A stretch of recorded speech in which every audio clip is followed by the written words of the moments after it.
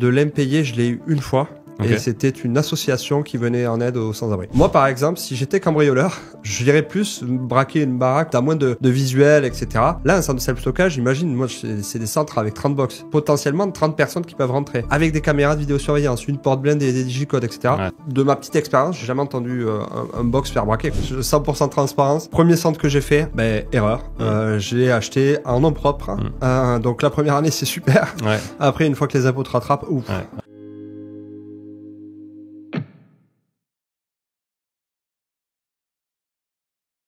Salut Nicolas. Salut Julien. Tu vas bien? Ça va et toi? Ouais, ça va, impeccable. Merci d'être venu ici. Merci à toi. Dans une cave, t'as l'habitude, on va en parler. Effectivement, j'ai un peu l'habitude. De traîner dans des caves. Elles sont pas aussi classe par contre. Ouais. Je dois reconnaître que le studio est très très charmant. Il y a moins de lumière, celle où tu vas. C'est pas les mêmes lumières quoi. C'est vrai, c'est vrai. Tu n'as pas autant de matos non plus. Tu mets pas de LED avec RGB, tout ça, pour avoir des petites couleurs. Non. Après, elles sont de plus en plus équipées maintenant, mais j'ai pas tout ce matos. Et d'ailleurs, tu vois, pour la petite info, j'ai créé également un studio, alors bien moins équipé que le tien, dans un de mes box. Okay. En centre-ville de Toulouse. J'ai adapté un petit box de 6 mètres carrés. Là où tu t'enregistres tes contenus. Ouais, exactement. Ok. Exactement. D'ailleurs, tu as eu un podcast. Il y a un petit moment de ça. Oui, tout à fait. Tu as arrêté sur les entrepreneurs, si je dis pas de bêtises. Tout à fait, les entrepreneurs, exactement. En fait, je crois que c'était après le Covid. Je cherchais justement à rencontrer des personnes un petit peu extraordinaires avec des parcours un peu atypiques. Et c'est vrai que je suis de nature assez curieuse. J'aime les gens. Et donc, j'ai acheté un micro, enfin 2 micros d'ailleurs. Ouais. Et j'ai commencé à aller interviewer des gens, rencontrer des gens avec des vies hors normes. Enfin, moi, en tout cas, que je trouve hors normes. Et franchement, j'ai pris un plaisir absolu à faire ça. Qu'est-ce qui fait que t'as arrêté? Ce qui fait que j'ai arrêté, c'est que ma femme est tombée enceinte et que j'ai priorisé. J'avais mon activité aussi en parallèle, mes biens immobiliers, et que honnêtement, ça, c'est très chronophage. Donc, je préférais garder du plaisir à faire ça et avoir le temps aussi de le faire correctement. Voilà. Ok, très clair. On est rentré direct dans le vif du sujet, tu vois, comme si comme si tout le monde te connaissait, mais c'est pas le cas. En tout cas, toi, tu me connais. Voilà. Ça. Donc, ça serait cool que tu te présentes. Oui. Et puis après, on enchaînera sur la particularité pour laquelle tu es venu, c'est l'investissement dans le self-stockage. Tout à fait, exactement. Je m'appelle Nicolas Todo, je suis toulousain, je suis investisseur depuis une dizaine d'années. J'ai un profil tout à fait entre guillemets normal, typique quoi.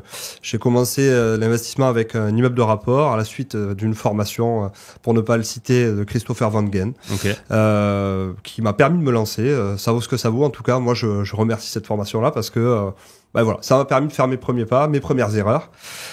Et à la suite de ça, j'ai fait de la colocation, j'ai fait de la location courte durée, longue durée, du local commercial, et il y a eu de plus en plus de concurrence sur Toulouse. Et je voulais pas rester dans le même schéma que tout le monde, et donc du coup j'ai commencé à chercher des biens un peu originaux, et je suis allé dans la catégorie autre sur le Bon Coin ou parking, tu vois. Et je suis tombé par hasard sur une remise commerciale. Alors je savais pas du tout ce que c'était, pour être honnête. C'est pas une réduction, on est d'accord, c'est pas une promotion. Non, c'était pas une réduction, mais le bien était moins cher au mètre carré. Donc du coup, il y avait une certaine entre guillemets remise quoi. Mais et donc du coup, c'était un notaire qui vendait ça. Et je l'ai visité par curiosité ici encore, et j'ai trouvé le bien super sympa. Et j'ai dit mais qu'est-ce que je vais en faire? Il me dit mais attends, t'as qu'à faire un garde-meuble ou des box avec ça. Ok, super. Donc à l'époque, il y avait absolument pas d'informations. Et quand tu voulais taper aux portes des centres de self-stockage, t'étais pas super bien reçu parce que tu étais considéré comme un concurrent. Donc voilà, je me suis fait sur le tas. Et là, alors, à l'instant T, je suis propriétaire de 3 centres, bientôt 4, voilà, sur Toulouse et Castres. Ok, cool. J'ai un ami d'ailleurs, je te l'ai même pas dit, j'ai un ami qui a une grosse boîte de stockage, ça s'appelle Leaderbox.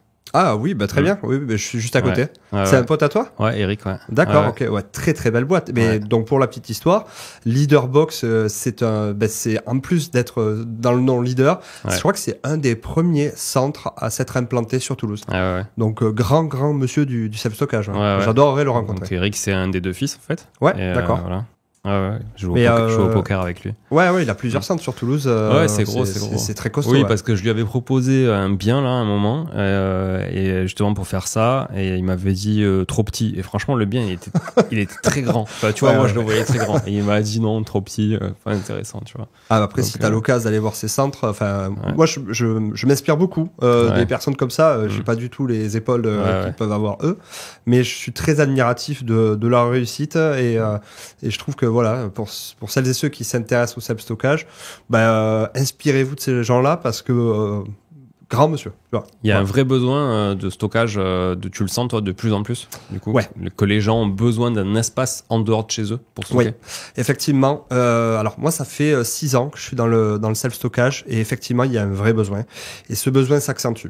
Alors, ça pourrait être Nicolas Todo qui le dit, mais dans les chiffres, donc moi je me base sur les chiffres de la FEDESA. La FEDESA, c'est l'Association européenne du self-stockage. Chaque année, ils font des enquêtes sur le marché du self-stockage en Europe. Okay. Et donc ils font des enquêtes et ils se rendent compte de plein de chiffres, et notamment du taux d'occupation. Et en fait, on s'est rendu compte que le taux d'occupation avant Covid, après Covid, avait augmenté. Donc c'est un des marchés qui résiste à la crise, qui est résilient. Donc, il y a une vraie demande. Okay. Et alors, heureusement pour nous, malheureusement pour certaines personnes, les particuliers ou les professionnels, ça risque de continuer et pour tout un tas de problématiques, quoi. Et c'est quoi justement qui amène les gens à louer ce genre d'espace? Ouais, très bonne question. En fait, plusieurs situations. Alors, pour parler d'abord des particuliers, donc qui représentent 70% de la clientèle d'un centre de self-stockage, le particulier peut venir pour plusieurs raisons. Il va venir, par exemple, dans une ville comme Toulouse, ville étudiante.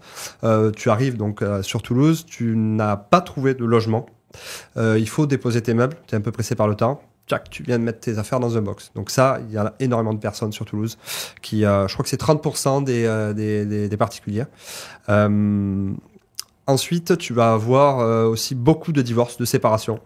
Après Covid, il y a eu énormément de séparations. C'est encore une fois, là, c'est les stats qui parlent. Donc, pendant les périodes de séparation, plutôt que de jeter les affaires dehors, on vient les déposer dans un box et comme ça évite de ne pas se voir.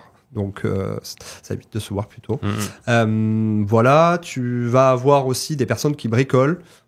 Tu peux avoir donc ça c'est plus pour les particuliers. Après pour les professionnels, ah oui, et bien entendu aussi pour les particuliers, il manquait un élément, c'est une pièce supplémentaire. En fait, le pouvoir d'achat réduit considérablement et les nouvelles habitations, si tu veux, non plus de caves parce que c'est pas rentable en fait.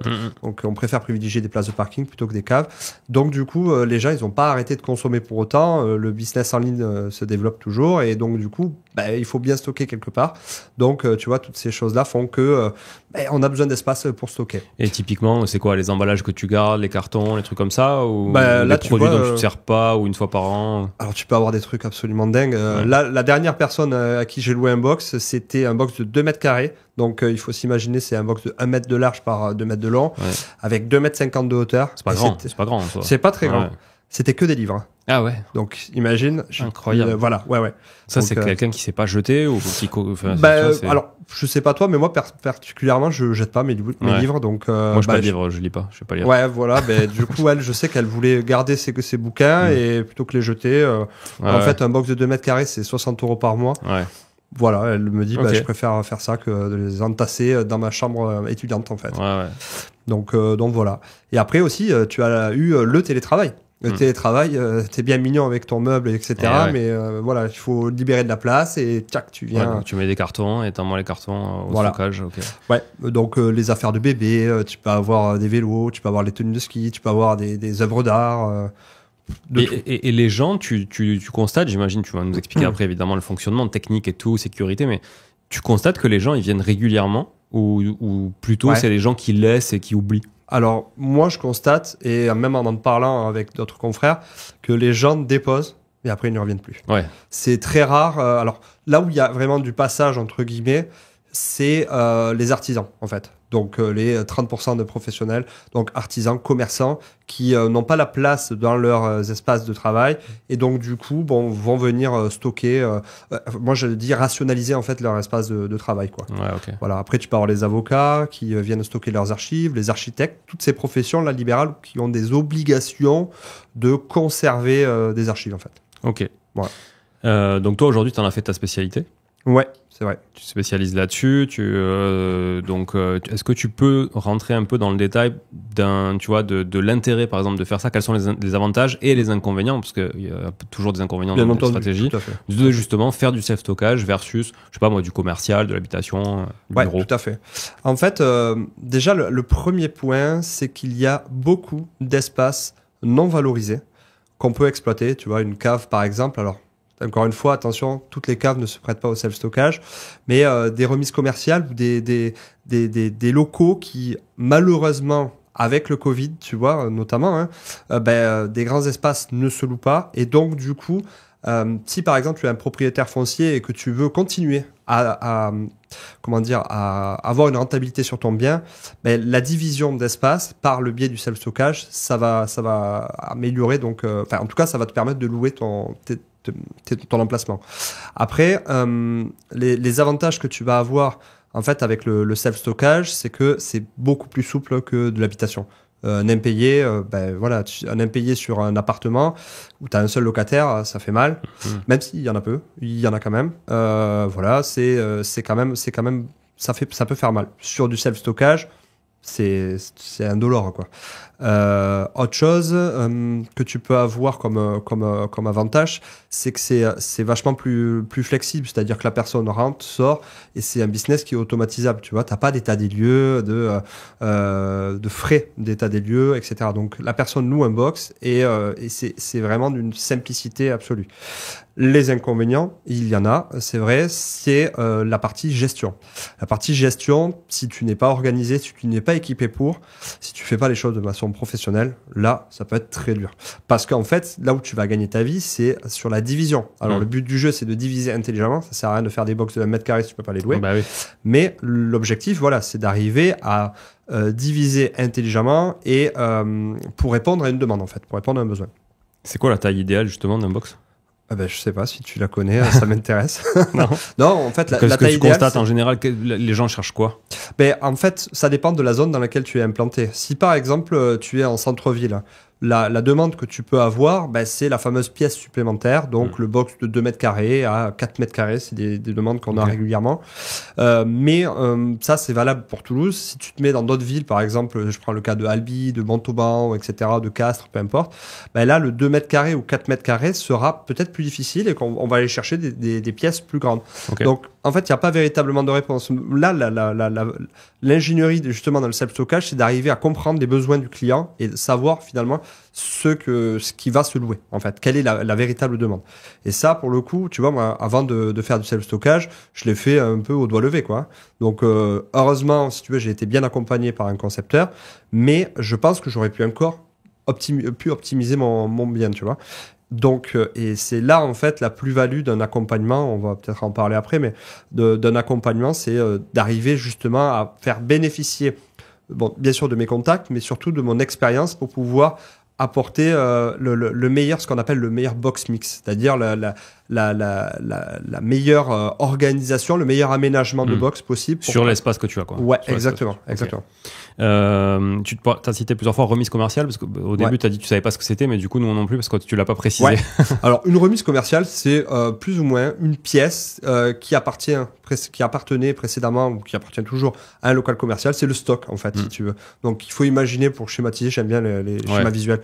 Tu as le local commercial en haut, accessible à monsieur, madame, tout le monde. Ouais. Et en bas, donc tu as la remise commerciale dans laquelle tu viens déposer ton stock, en fait. Ok. Donc voilà. Okay. En fait, à l'époque, ça se faisait beaucoup. Si tu veux, tu avais des locaux commerciaux à l'étage et au rez-de-chaussée, tu avais cette pièce de stockage.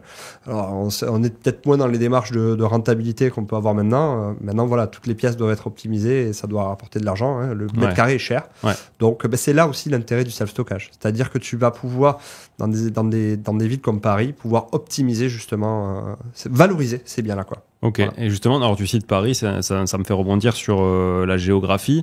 C'est Aujourd'hui, on peut faire ça partout, ou tu privilégies plutôt les grandes villes, les villes moyennes? Ben écoute, moi tu vois, alors je suis plutôt en centre-ville, mais en fait, initialement, les centres de self-stockage sont en périphérie. Ouais.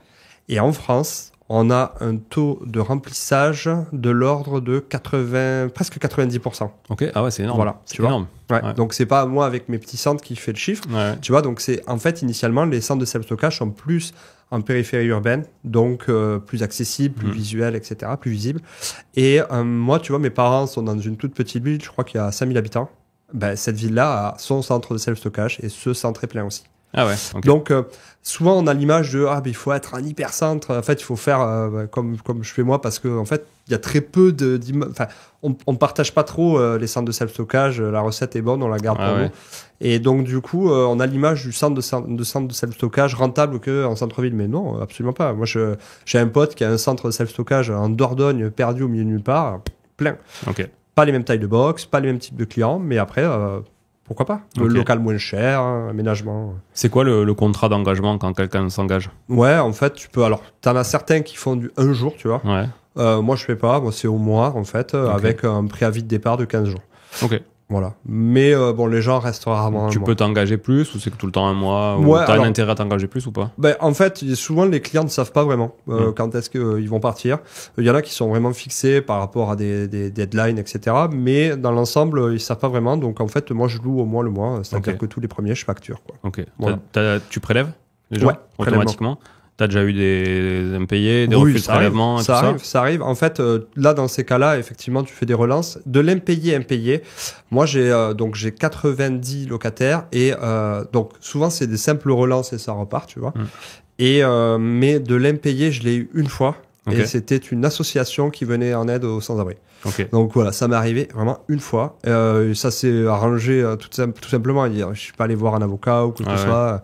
Non, c'est juste, bah écoute, tu peux plus payer, je comprends, merci, au revoir, quoi, tu vois. Okay. Ça s'arrête là. Dans le contrat, toi, t'as un truc qui dit que tu peux mettre leurs affaires dehors ou pas? T'as le droit de faire ça? Ouais, en fait, dans la réalité, tu le fais pas vraiment, c'est interdit. Mais par contre, c'est beaucoup plus souple, ouais. Normalement, il faut passer par une étape de blocage, tu vois, donc pendant 1 an, et tu mets les affaires dehors au bout d'un an. Donc tu séquestres pendant 1 an, ça, donc tu changes les codes, les accès, les trucs. Okay. En vérité, ça arrive jamais. Ouais, même les gros centres, tu vois, je pose des questions à des personnes qui ont des gros centres. En fait, on est des latins, hein, donc nos affaires, on y tient.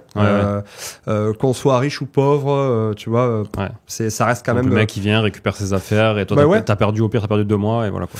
Ouais, voilà. Mais encore une fois, après 2 mois, c'est pour un centre de self-stockage, c'est rien, parce que réparti sur le nombre... Et oui, c'est l'avantage, tu dilues un peu ton risque. Tu dilues le risque, ouais, exactement. Ok. C'est quoi le prix d'un projet moyen aujourd'hui que toi tu fais ou idéal? Ouais, en fait, alors pareil. Encore une fois, tu n'as pas de prix, tu vois, classique. Là, je suis en train d'accompagner des investisseurs qui ont un projet aux alentours de 3 millions d'euros. Ok.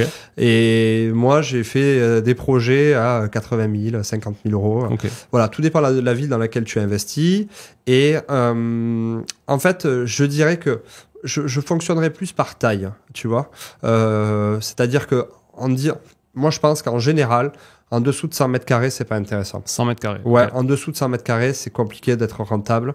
Voilà, moi, c'est le retour d'expérience que j'ai. Certains te diront, non, mais 100 mètres carrés, tu fais rien.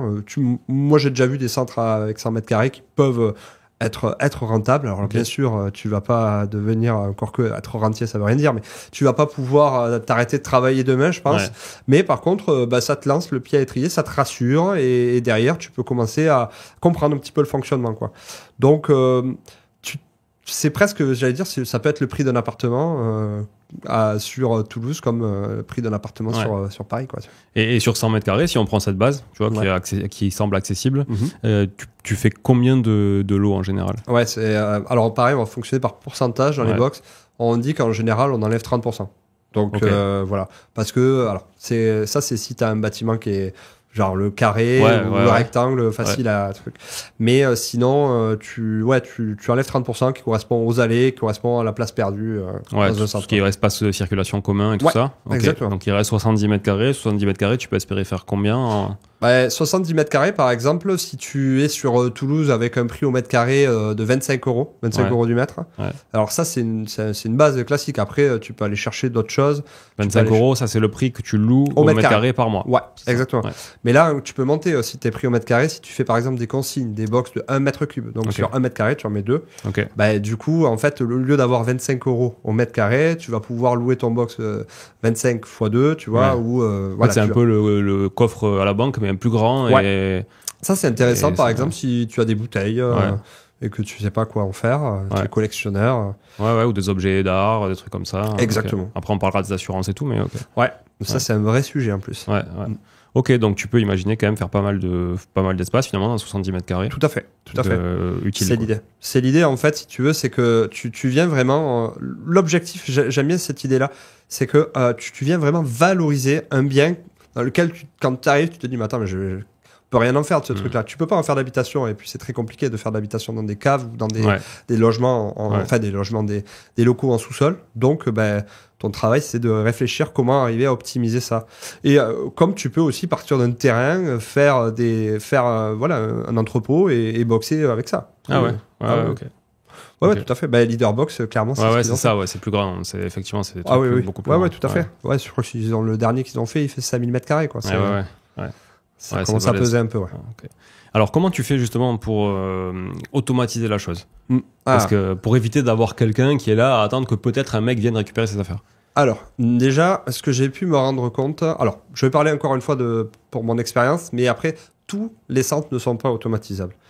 Mais alors, du coup, si on prend un centre de taille plutôt petite, tu vois, 200, 300, 400 mètres carrés, comment tu peux automatiser ? La première chose, c'est qu'on va partir du client qui te contacte. Donc, tu as fait de la pub sur Internet par le biais de ton site ou une annonce sur le Bon Coin, peu importe. À partir de là, il t'appelle, il a besoin d'un box. À partir d'un box de 2 mètres carrés, donc là, tu passes par un logiciel d'exploitation, un logiciel métier qui va te permettre de réaliser un contrat. Ce contrat, tu vas l'envoyer en signature électronique, donc par boîte mail. Et à la suite de ça, le client te le renvoie. Il te fait passer son RIB pour le prélèvement, etc.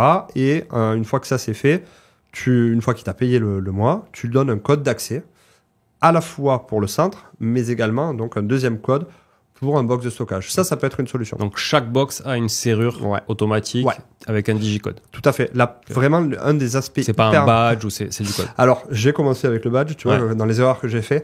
Le badge, mauvaise idée, il faut pas le faire. Parce que, non, mais ils te le rendent pas, en fait. Ouais, ça se perd aussi. Il faut que tu ailles le distribuer, toi, exactement. Du coup. Pas du tout intéressant. Donc, ce qu'il faut, c'est vraiment arriver à réduire toutes ces épreuves-là, quoi. Et ça, c'est des serrures connectées que tu peux changer les codes à distance, tout ça? Ouais, exactement. Tu as un logiciel qui te permet de changer les codes. Tout à fait. Donc là, il reçoit ça. Lui, du coup, il est autonome. Il va déposer ses affaires et tout ça. Et quand il veut arrêter, il t'envoie un recommandé. Alors, quand tu veux arrêter, ce qu'il fait, c'est qu'il t'envoie un mail. Ouais, effectivement. Ça fonctionne simplement. Je veux arrêter, ou il t'appelle.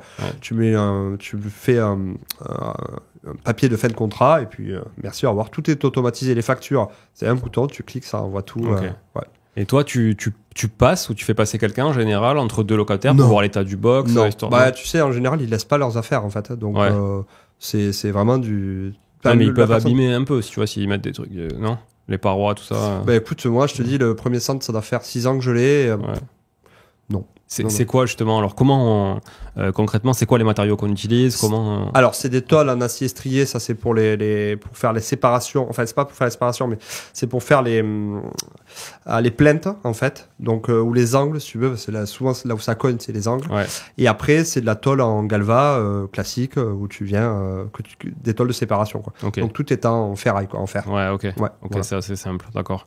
Et au niveau sécurité, est-ce que tu as des caméras, tu as des choses qui checkent un peu? C'est autorisé? Bien sûr. La sécurité, c'est un élément primordial dans les centres de self-stockage. C'est d'ailleurs un élément qui va rassurer le client. Le client, il veut pas avoir ses affaires. Alors, tu as plusieurs éléments de sécurité. Tu as l'élément d'humidité.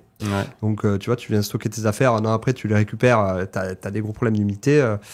Le client va pas être content. Et alors ça, les vêtements, encore ça va. Les œuvres d'art, aïe. Donc il faut vraiment être bien armé pour ça, être protégé par rapport à ça. Donc là, il y a les détecteurs d'humidité, etc. Ensuite, tu vas avoir la sécurité des biens par rapport à des personnes qui voudraient potentiellement voler ou tu vois. Donc là, tu as des caméras de vidéosurveillance avec des contrôles d'accès dont on a parlé tout précédemment. Donc les contrôles d'accès, le fameux code là sur le digicode. Tu en as même certains qui mettent des claviers à code sur les box ou des cadenas connectés ou des cadenas, tu sais, par téléphone. Là. J'ai plus le mot en tête, mais oui, tu peux avoir ce système-là. Et après, tu as la sécurité incendie. Et ça, c'est un vrai sujet. C'est-à-dire que tu dois avoir des détecteurs de fumée régulièrement et reliés à une alarme incendie ou reliés aussi à de la télésurveillance. Certains centres le font. Donc, la priorité, c'est vraiment un élément indispensable d'un box de self-stockage. Parce que, ouais, j'imagine que ça doit quand même attirer, tu vois, les voleurs éventuels en se disant, à un seul et même endroit, contrairement à une maison, là, je vais avoir quand même des gens qui stockent des choses que je peux récupérer potentiellement. Alors, j'aime bien sortir cette image-là, mais moi, par exemple, si j'étais cambrioleur, j'irais plus braquer une baraque où tu as moins de maisons, enfin, où tu as moins de visuels, etc. Là, un centre de self-stockage, imagine, moi, c'est des centres avec 30 box. Donc, potentiellement 30 personnes qui peuvent rentrer. Avec des caméras de vidéosurveillance, une porte blindée, des digicodes, etc. Clairement, je pense que, enfin, de ma petite expérience, j'ai jamais entendu un box faire braquer. Quoi. Ok, ouais, t'as pas eu d'écho de ça. Non, c'est très rare, quoi. C'est très rare. Donc, c'est pas t'as plus de risques sur, entre guillemets, la partie incendie, encore que t'as pas d'électricité dans les box, etc., que sur quelqu'un qui serait mal attentionné et qui irait braquer. Enfin, de mon expérience. Non, mais c'est vrai, ça, c'est entendable. Ouais, tout à fait. Ok. Combien ça coûte? On va dire, je sais pas, est-ce que tu as une donnée à nous partager? Combien ça coûte de justement aménager un box en moyenne? Ouais. Est-ce que c'est un prix au mètre carré? Relatif au mètre carré, c'est ça? Ouais. En fait, en général, on est sur un budget entre 200 et 400 euros du mètre carré. C'est pas déconnant. Ok. 200, 400 euros du mètre carré. Comparé à un appartement où tu peux avoir un budget plus important, quoi. Et là, tu vas louer, tu dis 25 euros du mètre carré. Ouais, exactement. Alors, pareil, encore une fois, après. Dépendamment où c'est, tout ça. Oui, bien sûr. Et en fonction du bien aussi, tu as des biens qui sont plus ou moins faciles à aménager, donc plus ou moins chers, etc., quoi. Tout ça, ça va prendre en compte, Ok. Donc toi, aujourd'hui, tu peux nous donner un exemple concret d'un de tes projets, par exemple? Ouais, bien sûr. Le premier centre que j'ai créé, il y a d'ailleurs une vidéo sur YouTube à ce sujet-là. Donc c'est un centre qui fait, alors je sais pas les chiffres exacts, mais ça fait 150 mètres carrés. Voilà, 140, 150 par là, quoi. Sur ce centre-là, je suis aux alentours des 30 ou 33 euros du mètre carré. 33 euros du mètre carré. En location? En location, en location. En coût d'aménagement, je ne veux pas te dire une bêtise, c'était il y a 6 ans, donc je dois être à 50 000 euros d'aménagement à peu près.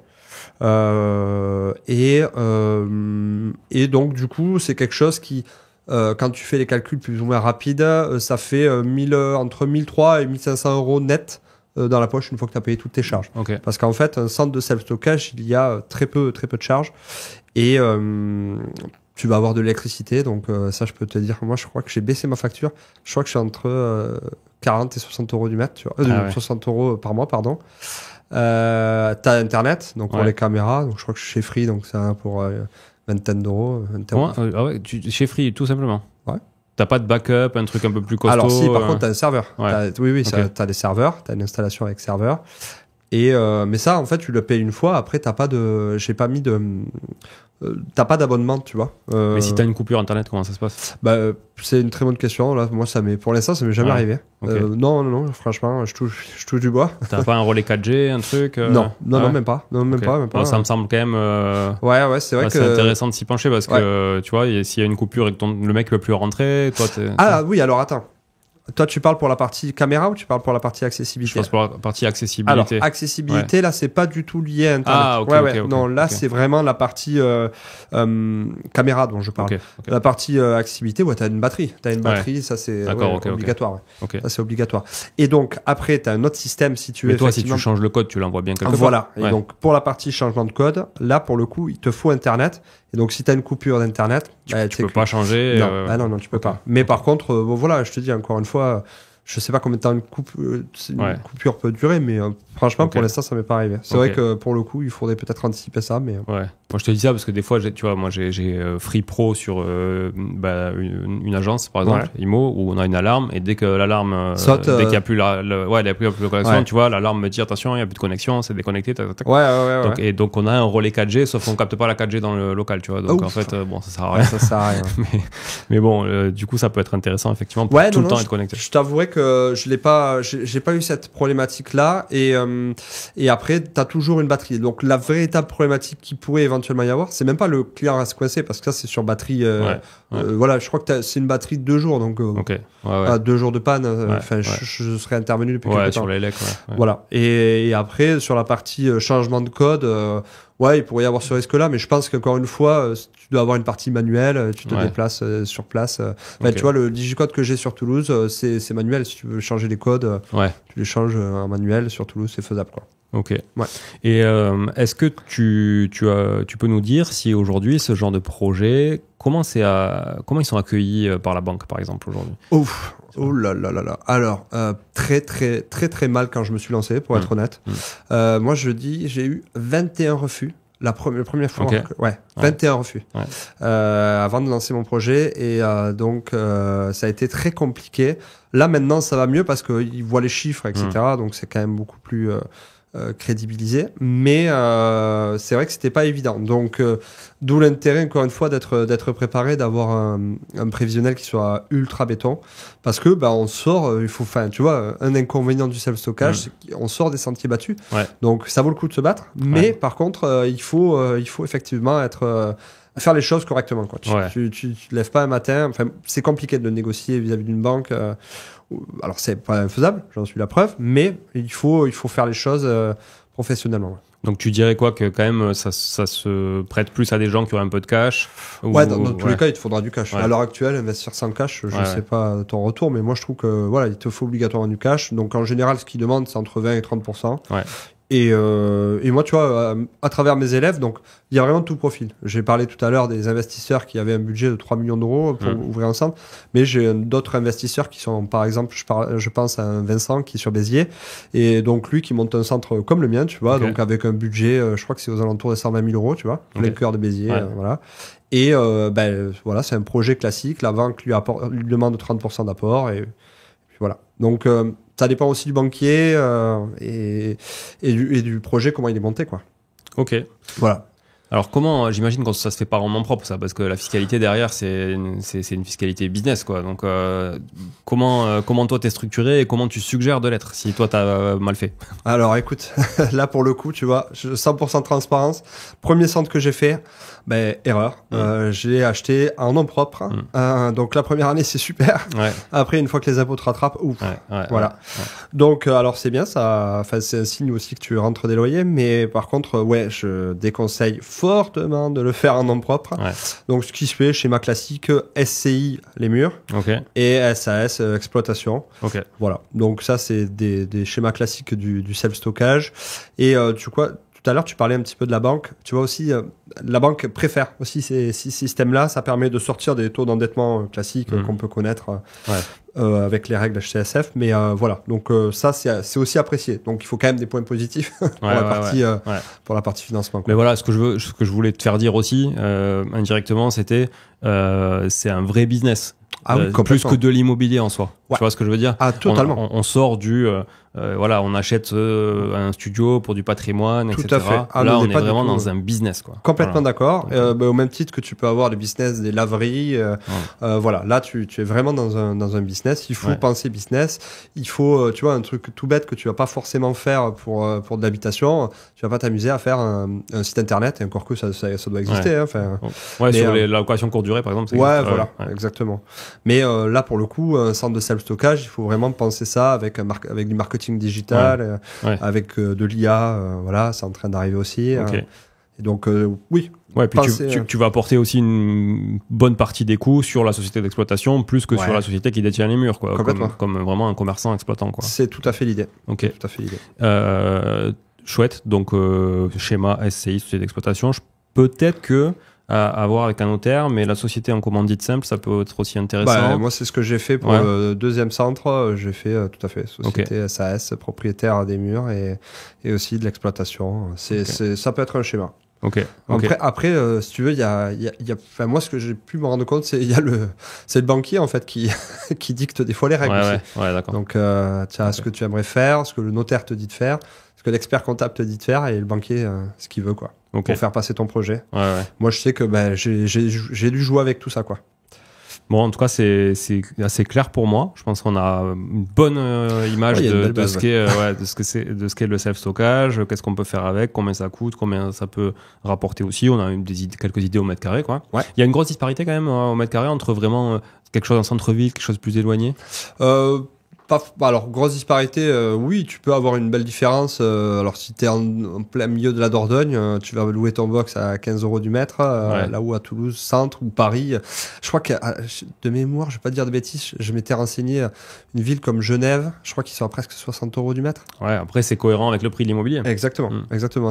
Moi, j'avais regardé à l'époque un local sur Biarritz, donc prix au mètre carré colossal, mais par contre, peu d'offres, et donc, du coup, les prix au mètre carré s'envolent quoi. Et ça fait partie du. T'as des gens qui veulent quand même mettre des choses de valeur dedans. Ah oui. Oui. Moi j'ai déjà eu un client qui était brocanteur. Alors je pensais pas que on pouvait mettre autant de valeur dans un box, tu vois. Il me l'avait exprimé. Il m'a dit voilà, j'ai quelques objets de valeur, donc. On a discuté parce que ça m'intéresse aussi. Il avait des beaux tableaux et tout ça. Et donc du coup, oui, on peut mettre des objets de valeur dans un centre. Ouais. Alors qui assure quoi? Très bonne question. Ouais. Alors là, pour le coup, l'assurance dans le self-stockage, c'est une chose très très importante. Très importante, on va dire, dans un premier temps pour l'opérateur, c'est-à-dire pour le propriétaire du centre. Parce que, pour être honnête, moi, quand je me suis lancé dans le self-stockage, je suis allé voir mon assureur. Coucou, je veux faire un centre de self-stockage. Très bien, Nico. C'est parti, on t'assure. Bon, fastoche. Comme un appart, classique, quoi. Et quelques années ont passé. Et là, tout d'un coup, bon, Nico, dans 2 mois, on arrête de t'assurer. En fait, la compagnie ne le fait plus. Ah, d'accord. Du coup, pas bon, là, l'histoire. Et donc, du coup, j'ai dû me renseigner, trouver un assureur. Et dans le self-stockage, les assureurs, c'est très compliqué. Et puis, les conditions, voilà, on est obligé de se professionnaliser. C'est-à-dire que toutes ces personnes qui veulent faire des centres de self-stockage avec du placo, de l'OSB et tout ça, ça marche pas. Ou alors, ils sont assurés peut-être, mais pas correctement. Donc, il faut vraiment regarder les contrats. Ça, c'est très, très important. Il y a une assurance dédiée pour le self-stockage qui est pas gratuite, mais il faut vraiment penser son projet avec l'assurance. J'ai déjà eu le cas avec un pote, on en a discuté cette semaine, qui ouvre un projet, qui a plusieurs projets. Donc, il ouvre copier-coller, bim, bam, boum. Et donc, le projet lancé, l'assurance lui dit, écoute, on t'assure plus. Ah bon, et pourquoi? Parce que tu es en zone inondable et donc on ne peut pas t'assurer. Et donc là, tu as intérêt à avoir des contacts et avoir pensé le truc en amont. Donc, hyper important. Ensuite, par rapport à l'assurance, moi de mon côté, ce que j'ai, c'est que donc l'assurance me couvre, bien entendu, le bien, tu vois, mais aussi une partie pour mes clients. Et donc là, pour mes clients, moi, c'est à hauteur de 2500 €. Le contenu du box, tu vois. Peu importe la taille du box. Peu importe la taille du box. Après, si le client... Donc c'est par client. Voilà. Si le client veut met plus de 2500 €, dans ce cas-là, il peut souscrire à une assurance pour son box. Via toi? Alors, via la même assurance? Alors, moi, j'ai pas le droit de revendre d'assurance. Par contre, moi, je mets en relation avec mon assureur. Et donc, lui, il peut prendre une extension. Là, Et après, il peut aussi aller voir, là, pour le coup, un assureur classique et faire assurer son box. Ça, il n'y a pas de problème dans ce sens-là. C'est plus dans la partie opérateur où il faut vraiment penser son projet vis-à-vis de l'assurance. Pas après, quoi. Justement, c'est très important. Ça coûte combien l'assurance? Toi, tu le refactures, toi, aux gens ou pas du tout? T'as pas le droit. T'as pas le droit de refacturer. Neutre. Ça se pratique dans le self-stockage. Mais pour en avoir discuté avec mon assureur, c'est pas... Donc toi, l'assurance est incluse dans le prix que tu loues? Ouais, exactement. Voilà. C'est inclus dans le prix, mais je sais qu'il y a certains centres, voire beaucoup de centres, qui facturent donc le loyer plus l'assurance. Voilà. Donc, c'est... À ton avis, il faut combien de personnes, combien de jours, on va dire équivalent de temps plein, pour gérer, je sais pas, combien une personne peut gérer de box en fait? Ah oui, très bonne question. Bah écoute, moi, à l'heure actuelle, avec 1 heure par semaine, et vraiment 1 heure par semaine, j'aime bien, tu vois, faire des chiffres ronds, mais je suis bien plus bas. 1 heure par semaine, je gère 90 locataires. Et là, le prochain projet, il va y avoir 70 locataires de plus. En fait, si tu veux... Ça, c'est quand ça tourne. Ouais. Après, il y a quand même toute la partie projet en soi. Ouais, mais la partie projet, si tu veux, alors, ok, on a trouvé le local. On part d'un local pas à construire, hein, pour le coup, juste à aménager. Donc, la conception, moi, sur un centre entre 2 et 300 mètres carrés, ça me prend une semaine et demie. Okay. C'est très rapide. Après, tu vas avoir toute la partie électricité, vidéosurveillance, etc. Mais là aussi, c'est très rapide. C'est l'histoire d'une semaine. Ils travaillent entre guillemets ensemble, tu vois. Ouais. Donc, sorti de tout ça, t'as pas grand-chose. T'as besoin de points d'eau ou d'évac? Non, surtout pas. Ah non. Aucune eau, aucune évac.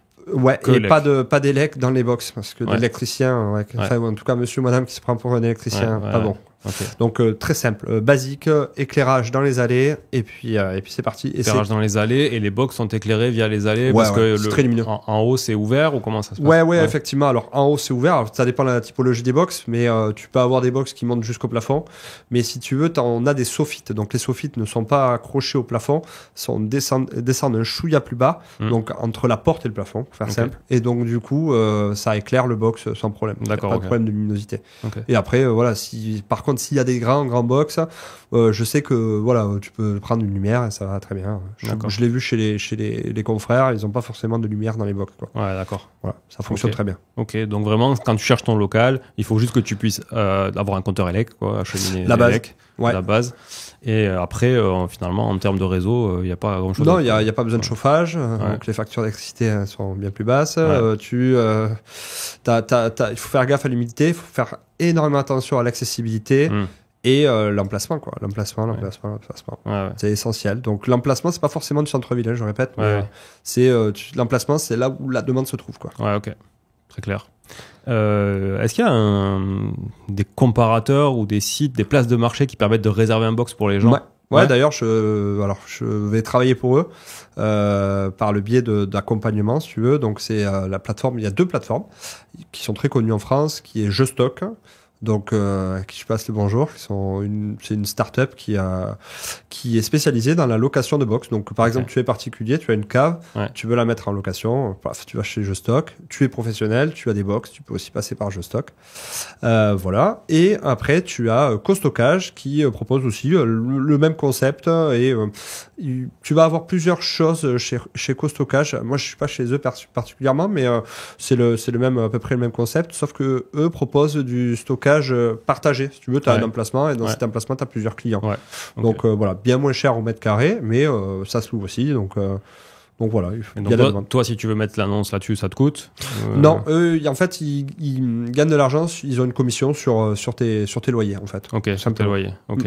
Et c'est indispensable aujourd'hui ces plateformes-là ou ça peut se louer facilement tout seul quand même? Ouais, c'est intéressant. En fait, clairement, je pense qu'il faut être un petit peu partout. La clientèle est partout, en fait. La clientèle peut être... moi, j'aime... aimant l'humain, si tu veux, je me déplace beaucoup chez les voisins, quoi. Ouais. Et les voisins m'envoient pas mal de monde. Et après, tu peux avoir le Bon Coin, le site internet aussi. Étant donné que c'est mon métier initial, c'est vrai que j'ai de l'attrait sur internet. Ouais. Et après, tu vas avoir effectivement toutes ces plateformes qui fonctionnent très bien. Ok, cool. Voilà. Est-ce qu'on peut passer maintenant peut-être à la phase accompagnement? Tu disais que tu accompagnais des gens, donc tu avais commencé par faire une formation, maintenant c'est plus de l'accompagnement aussi quand même plus concret. Tout à fait, en fait, alors j'ai toujours de la formation, hein, mais je me suis rendu compte que, étant donné que c'est un business, comme tu l'as très bien dit tout à l'heure, c'est vrai que mes clients aiment bien, en gros, que je vienne en copilote de leur projet. C'est-à-dire que ce sont souvent des investisseurs qui ont déjà eu, qui ont déjà fait des opérations, qui connaissent l'immobilier, qui perdent pas de temps en fait et qui n'ont surtout pas trop de temps. Ouais. Donc du coup c'est là où j'interviens. Donc toute la recherche, toute la sécurisation de l'investissement, le prévisionnel, défendre le projet vis-à-vis de la banque, vis-à-vis de l'urbanisme, vis-à-vis du SDIS, donc la partie incendie, pompiers, etc. Tout ça, ça mange beaucoup de temps. Il faut avoir des connaissances et du coup c'est vrai que c'est très apprécié. Donc c'est avec sur cette partie-là que j'interviens. Et en fait, là où je me régale le plus, parce que tu as un projet global. Moi, je prends ça comme un bébé, tu vois, que j'accompagne, que je construis en parallèle avec eux. Il y a une relation qui se crée aussi avec l'investisseur. Et donc, ouais, je suis plus sur ça à l'heure actuelle. Et tout en conservant la partie formation, parce que tu as aussi des personnes qui veulent monter leur centre de leur côté. Donc ça, après, c'est le profil de chacun, quoi. Donc là, tu me disais que sur l'accompagnement, il faut que les gens quand même aient déjà identifié le foncier, l'emplacement. Oui, c'est vrai. Alors, en tout cas, moi, ça fait pas longtemps. Hein, ça fait 6 mois que j'ai commencé à lancer la formation et mes clients sont des personnes qui ont déjà du foncier. Ouais. En fait, c'est souvent des marchands de biens qui ont des locaux commerciaux vides issus du Covid, etc. Et ils me disent, Nico, en fait, ça fait des années ou des mois, tu vois, que j'ai ça. Ouais. Et j'ai sur dos, je sais pas quoi en faire.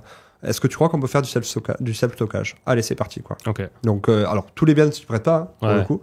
Mais voilà, l'idée, elle est là, quoi. Et c'est quoi ton modèle économique, toi? Tu te rémunères comment là-dessus? Alors, moi, du coup, c'est un accompagnement à l'année. Donc, il y a plusieurs prestations. Si on prend un projet classique, la première étape, c'est de valider l'emplacement. Donc, cette validation se fait par une étude.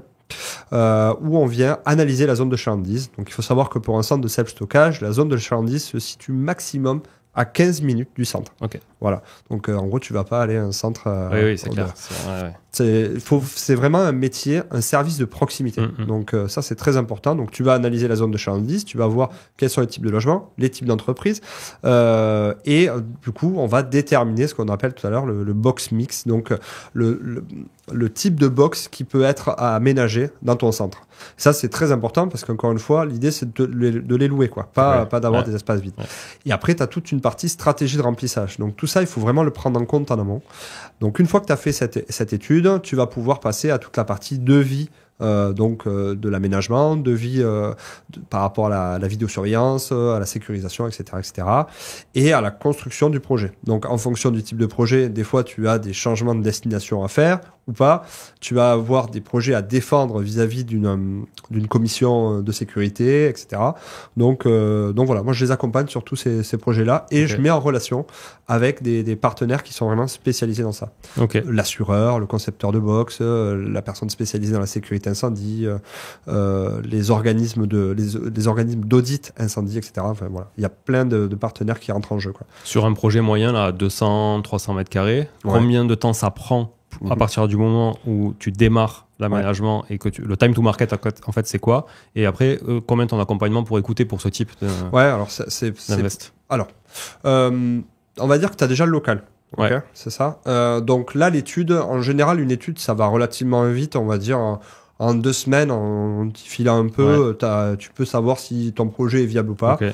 À partir de là, donc tu fais tous les devis, etc. Ça, c'est pareil, ça peut aller relativement vite, ça dépend de la période, etc. Mais on va dire en général, il faut 6 mois quoi pour le projet. 6 mois, c'est pas déconnant sur un projet aux alentours des 500 mètres carrés. Ça, c'est projet fini? Ou c'est vraiment toute la partie études et tout ça Non, le projet fini, tu peux être à 6 mois, ça se fait. Par contre, si tu viens rajouter la construction du bâtiment, etc., ça prend un peu plus de temps. Mais 6 mois, c'est pas déconnant. Si tu veux faire les choses correctement, c'est le temps qu'il faut à peu près, quoi. Après, sur des projets, comme je disais tout à l'heure, à plusieurs millions d'euros, là, pour le coup, on est sur l'année, quoi. On est sur l'année et c'est pas déconnant non plus. Par contre, voilà, sur les 6 mois, on cravache un peu, il faut effectivement penser toute la partie aménagement, mais après tu as toute la partie automatisation, stratégie de vente, stratégie de remplissage, identité visuelle, communication, machin, voilà. Ça prend un peu de temps, quoi. Et combien ça peut coûter, ou est-ce que c'est un pourcentage de quelque chose ou... Alors te dire combien ça coûte, ça dépend véritablement du travail. En général, enfin c'est des projets sur du partie consulting, on sera pas en dessous de 5 000 euros pour des petits projets, des projets, voilà, en général 200-300 mètres carrés. Et si tu veux un accompagnement global, si tu veux vraiment faire les choses correctement, après, t'es pas obligé de passer par moi, hein, tu peux très bien monter ton projet tout seul. Voilà, c'est pas le même projet, mais c'est... Non, mais c'est intéressant de savoir quel est le ticket d'entrée. Donc 5 000 euros, ça marche. Est-ce qu'on peut avoir... C'est quoi le site sur lequel on peut avoir des infos? Moi, alors du coup, je suis sur YouTube déjà. Donc ma chaîne YouTube s'appelle Todo Box Show, c'est le nom de mon studio. Todo Box Show. Ouais, okay. Todo Box Show. Donc voilà. Et après, donc j'ai le site internet todoboxshow.fr. Ouais. Et puis voilà, on trouve mes coordonnées facilement. Okay. En tout cas, celles et ceux qui m'ont cherché m'ont trouvé facilement. Okay, ouais, et sur LinkedIn aussi, j'ai tout ça, quoi. Ok, ça marche. Tu vois d'autres choses à ajouter sur le sujet des box? Non, après, voilà, dire peut-être que c'est en fait, déjà, je te remercie. C'est vrai que d'habitude, il faudrait peut-être démarrer par ça, mais j'y pense maintenant.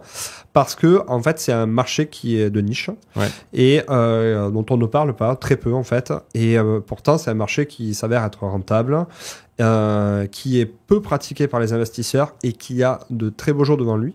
Pourquoi? Il faut savoir qu'en France, seulement une personne sur 4, en tout cas pour l'instant sur Toulouse, hein, il y a des zones où c'est bien plus bas, connaît le self-stockage. On a des taux de remplissage, comme je disais tout à l'heure, de l'ordre de 90%. En France, le marché français est deuxième marché en Europe, derrière l'Angleterre. Et l'Angleterre, ils sont 2 fois plus développés que nous, avec un pays 2 fois plus petit.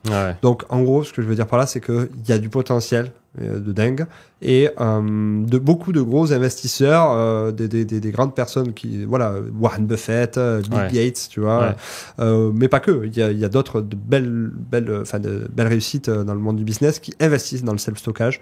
Donc voilà, moi le message que j'aime bien faire passer, c'est que cette solution elle existe. Elle n'est pas accessible à tout le monde, clairement. Je suis pas là pour vendre du rêve, mais elle mérite de s'y intéresser parce que c'est un marché qui est intéressant et qui va évoluer dans les années à venir. Il y a des fonds d'investissement qui sont en train d'arriver. Donc, clairement, il y a du business à faire. Je te remercie à toi, du coup, d'avoir partagé toutes ces bonnes infos. Et puis, effectivement, si vous avez besoin de plus d'informations, vous voulez creuser le sujet, vous avez déjà peut-être un projet en cours, vous ne savez pas comment vous y prendre, vous pouvez contacter Nicolas. Avec grand plaisir. Il sera un plaisir, vous l'avez vu, il est calé sur le sujet, il est passionné par le truc. Ouais, ça, donc, je suis passionné. Voilà. Ça, on peut dire. Donc, et quand je ne sais pas, je préfère, encore une fois, être honnête, je ne suis pas tout seul. Je suis accompagné de partenaires qui sont aussi sachants. Et c'est vrai que j'en ai pas parlé, mais une des particularités de ma formation et de ce que je veux faire, c'est que je peux pas faire mon truc tout seul. Moi, je suis là pour partager les contacts. En fait, le savoir est fait pour être partagé, clairement. Donc, l'idée, c'est je ne connais pas tout. Voilà. Mais par contre, les choses que je connais pas, je suis capable d'y répondre par l'intermédiaire de partenaires qui savent très très bien le faire et qui sont professionnels et qui feront vraiment que du self-stockage. Ok, merci encore. On met tous les liens dans la description de l'épisode. Et puis, je te dis à très bientôt. Salut Julien. Merci beaucoup. Ciao.